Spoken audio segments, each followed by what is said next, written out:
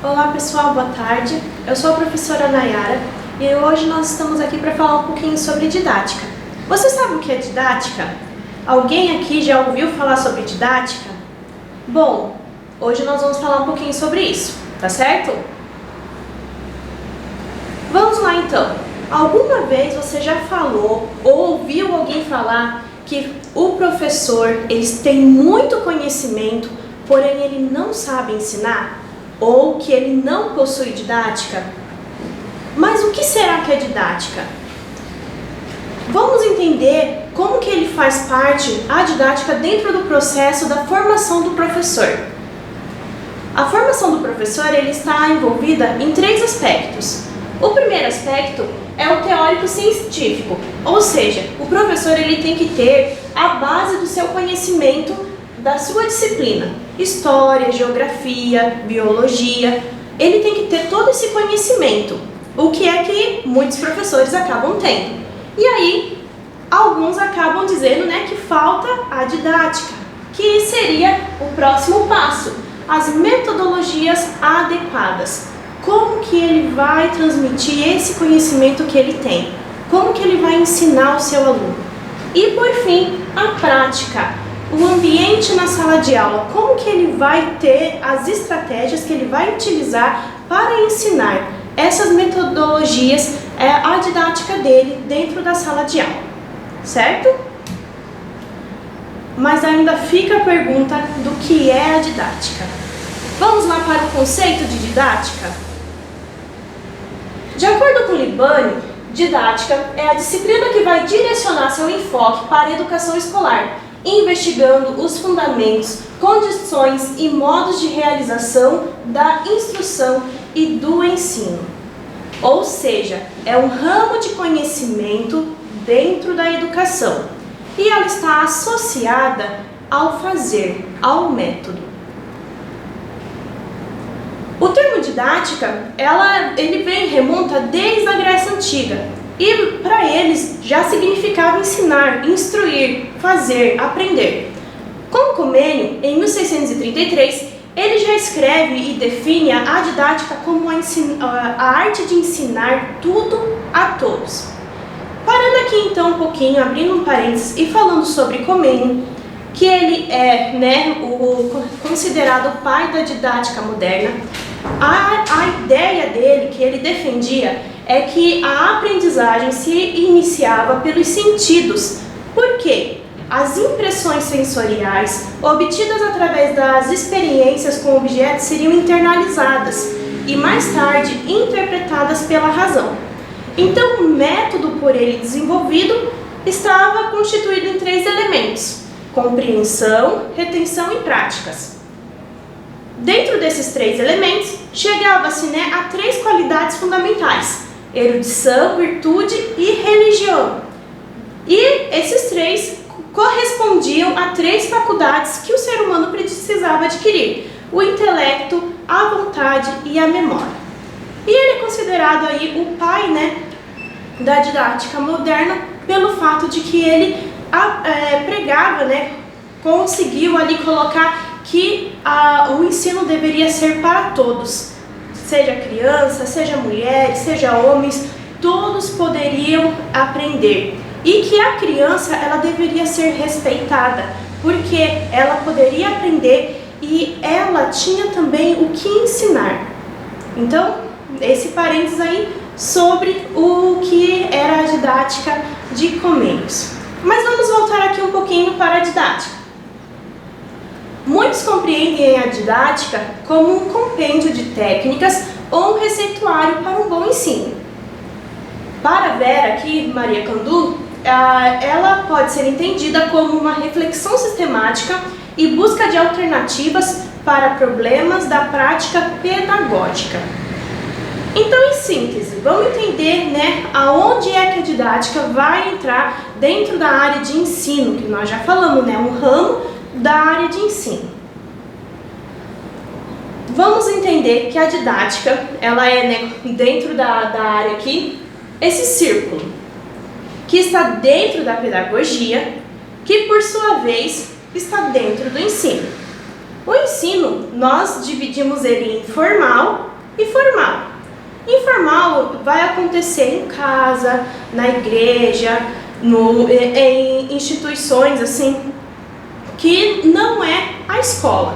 Já o formal é as instituições, né, sistemáticas, a escola em si. A pedagogia, ela vai estudar o processo educacional e ela vai estar ali dividida em 3 partes: a teórica, a prática e a pesquisa. E aqui a gente vai pegar só a prática, que vai levar para a didática, que são os métodos de ensino. Então a gente viu aonde é que encaixa ali a didática e por que ela é tão importante para o professor, na formação do professor. Bom, por causa disso, surgem várias tendências pedagógicas para colocar a didática em prática. E aí essas tendências, elas buscam o quê? Buscam fazer com que levar esse aluno a aprender, a uma aprendizagem eficaz, efetiva. E aí surge então a primeira aqui, né? A pedagogia tradicional. Nela, a didática é um conjunto de regras assegurando ao professor orientação ao trabalho docente. Ou seja, então, já que ela é um conjunto de regras, o professor é a autoridade. Então, na relação professor-aluno, ele vai ser a autoridade. Por isso, o seu método vai ser expositivo, ele vai, né, explicar o conteúdo e o aluno vai apenas receber e ouvir. E a aprendizagem vai ser mecânica, porque o aluno ele não vai ser muito participativo, ele vai apenas receber aquilo que o professor está passando para ele. Na pedagogia renovada, a didática já se torna um conjunto de ideias e métodos fundamentado nos pressupostos psicológicos. Aqui já inverte, não é mais o professor o centro, é o aluno o centro. Então, ele vai ser apenas um auxiliador. O método, então, vai ser nas experiências do aluno, o que o aluno, né, traz de experiências que ele vivencia. E aí a aprendizagem vai ser motivacional, porque o professor ele vai motivar e estimular o que o aluno ele experiencia. Então, é por isso que está dentro dos pressupostos psicológicos. Dentro dessa tendência, surge, né, uma nova, que está a escola nova, que os métodos vai ser baseado na facilitação da aprendizagem, que os próprios alunos buscam o conhecimento, eles trazem o conhecimento. E a gente conhece também como aula invertida, que os alunos eles trazem o conhecimento de casa e o professor aqui ele apenas vai direcionar e ver o que os alunos conseguiram aprender. E aí a educação é centralizada no aluno e o professor ele apenas, né, vai garantir que aquilo está acontecendo corretamente. Na pedagogia tecnicista, a didática é a estratégia para o alcance dos produtos previstos para o processo ensino-aprendizagem. Aqui, então, o mais importante é o método. O professor ele vai ser apenas um administrador, então ele vai ter que ter técnicas assertivas, porque a aprendizagem vai ser baseada no desempenho do aluno. Voltando aqui, né, continuando, temos a tendência progressiva libertadora, onde os métodos vai gerar em grupos de discussão, a relação, o professor agora e aluno é de igual para igual, ninguém é maior que ninguém, e a resolução de problemas, na situação problema, vai ser a aprendizagem. Na libertária, também, né, métodos de grupo, só que agora é autogestão. E o professor ele é o orientador e os alunos ficam livres. E é uma aprendizagem informal, por meio de grupos. Na pedagogia crítica, a didática é um conjunto de ações para associar escola e sociedade. Teoria, prática, professor e aluno. Essa daqui é a que mais pondera nos dias atuais. E aí é o que? É o cheque de conteúdo versus a realidade. Então o professor ele se torna um mediador entre o aluno e o conhecimento. A aprendizagem é baseada nas estruturas cognitivas que o aluno já possui. Bom, todas essas teorias, elas se apresentam válidas apenas, enquanto elas solucionam esses problemas da prática pedagógica. Por isso é que ao longo dos tempos foram aparecendo várias dessas teorias. Caso contrário, a própria realidade questiona a teoria, exigindo novos aprofundamentos. O que interessa para a didática? Tudo o que o aluno aprende, a relação com o professor, com o grupo da classe, com o processo de aprendizagem que vai ocorrendo no decorrer do seu desenvolvimento. E o que é essa aprendizagem? A aprendizagem é todo o desenvolvimento do indivíduo. A inteligência, a afetividade, padrões de comportamento, relacionamento com a família, com os amigos, com a sociedade, desenvolvimento da coordenação motora, capacidades artísticas e a comunicação. Então, é o desenvolvimento total do indivíduo. Por isso, o objeto de estudo da didática é o processo de ensino-aprendizagem. Na hora que está se pensando que métodos de ensino vou utilizar, tem que responder a estas questões. Quem ensina? O professor? A quem ensina? O aluno? Lembrando que esse daqui, eles podem acabar mudando, se modificando, porque muitas das vezes o aluno também pode ensinar o professor e o professor aprender, É uma via de mão dupla. O que está ensinando? Quais são os conteúdos? Onde ensina? Qual será o ambiente? Porque muitas das vezes não será apenas o ambiente escolar, a sala de aula. E até mesmo no ambiente escolar não existe somente a sala de aula, existem outros ambientes dentro da escola. Quais estratégias eu vou utilizar para que o meu ensino seja efetivo? E qual é o meu objetivo? Por que ensinar? Bom, pensando nisso, eu tenho que ver qual tipo de aluno eu possuo dentro da minha sala de aula. Porque cada aluno, ele vai aprender de uma forma. Alguns estilos aqui então de aprendizagem. Tem aluno que ele vai aprender apenas vendo, aluno que vai aprender ouvindo e aluno que vai aprender com os dois, vendo, ouvindo, tocando. Então são ambos, E não existe apenas um tipo de aluno na sala, existe dos três, Não é somente um. Aquele que é visual, ele senta na frente da sala, fecha os olhos para se lembrar das coisas, ele se beneficia das cores, ilustra e vê o que está aprendendo. O auditivo, ele lê, fala em voz alta para recordar informações, senta onde consegue ouvir melhor. Prefere falar do que escrever, discutir com os colegas o seu aprendizado.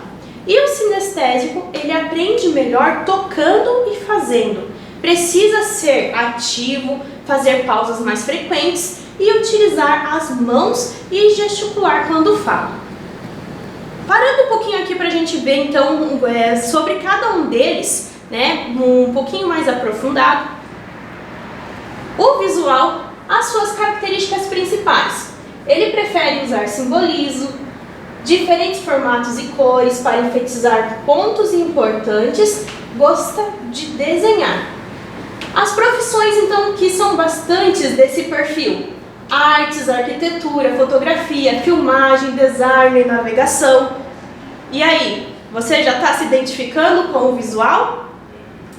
Olha só que técnicas de aprendizagem que nós podemos utilizar para alcançar esse aluno. Usar imagens, cores, organizar espacialmente, visualizar o conteúdo, usar mind maps, usar diagramas, sublinhar e grifar.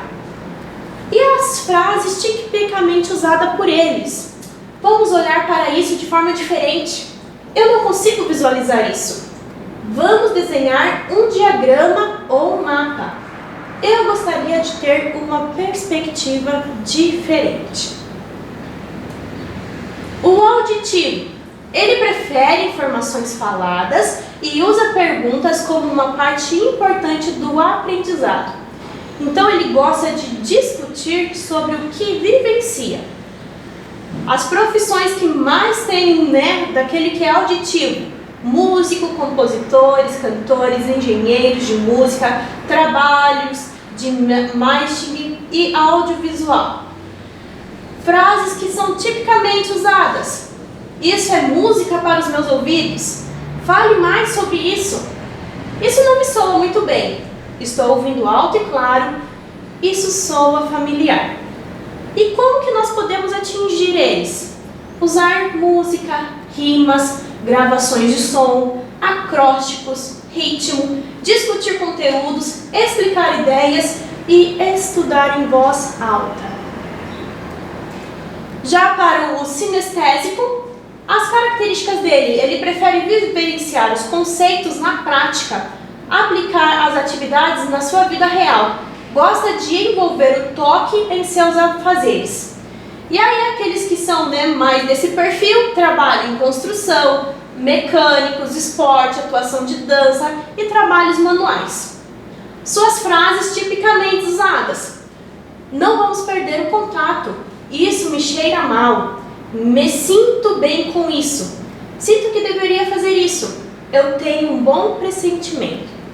E para atingir eles, podemos utilizar fazer visitas de campo, usar toque, fazer movimentos, prestar atenção às sensações, usar cartões de estudos, fazer simulações, usar todos os sentidos e dar exemplos reais.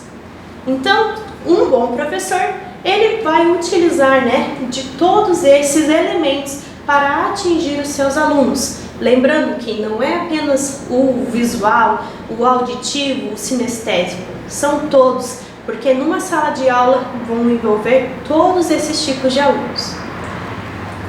Então vamos ver sobre os métodos de ensino. Como que o professor pode atingir esses alunos?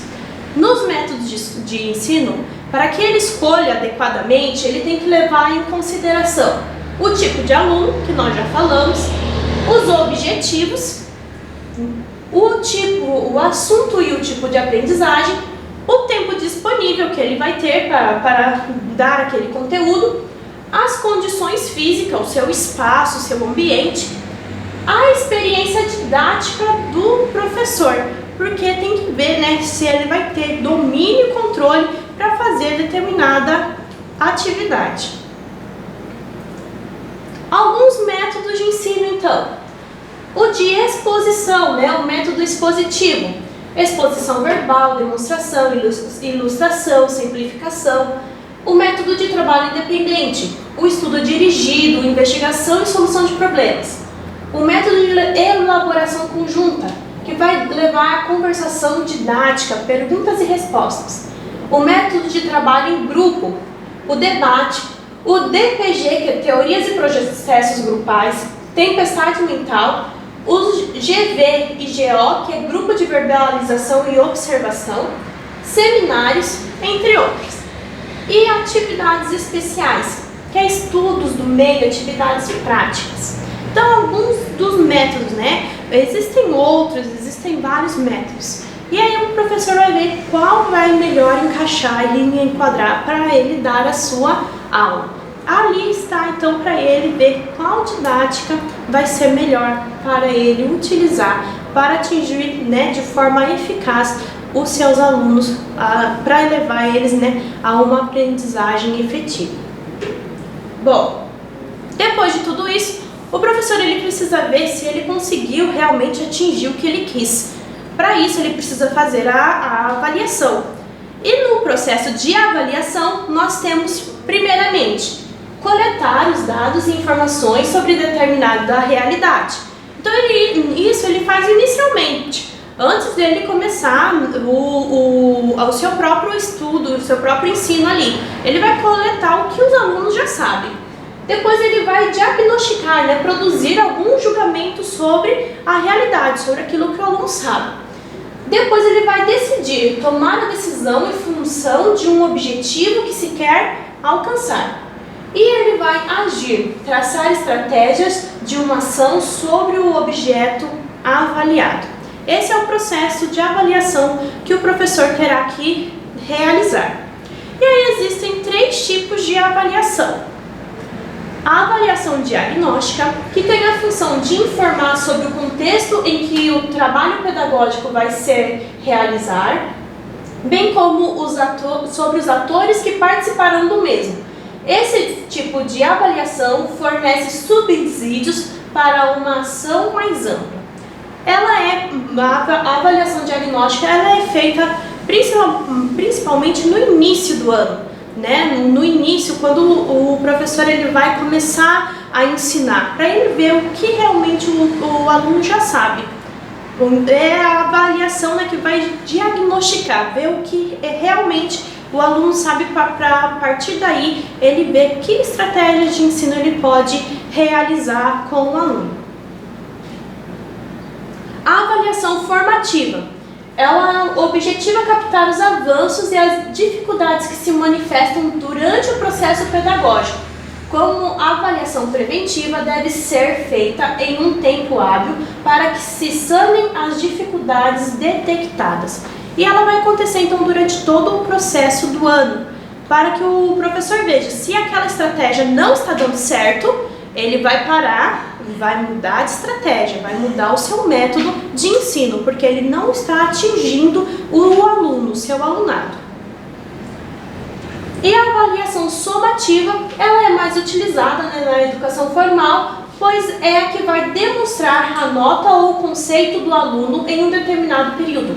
Esse período pode ser uma semana, um mês, uma unidade, uma aula, em um bimestre, um trimestre, um semestre ou um ano letivo. Ela acontece ao final de um trabalho e demonstra um produto alcançado. É importante ressaltar que há diversas formas e funções para a avaliação e o educador deve sempre estar atento a qual deve utilizar. Então ela é o final, o produto final. Como que o professor avaliou o aluno ali e viu se realmente o que ele ensinou o aluno conseguiu assimilar ou não. E ali o professor vai ver se as estratégias de ensino ele conseguiu, né, atingir o aluno ou não. Então é isso, gente. Tudo que nós aprendemos aqui, um pouquinho sobre a didática, tudo que nós vimos aqui, né, como que o aluno aprende, como que existem os processos de ensino, e é um pouquinho da didática de hoje. Espero que vocês tenham gostado. Até a próxima então, pessoal. Tchau, tchau.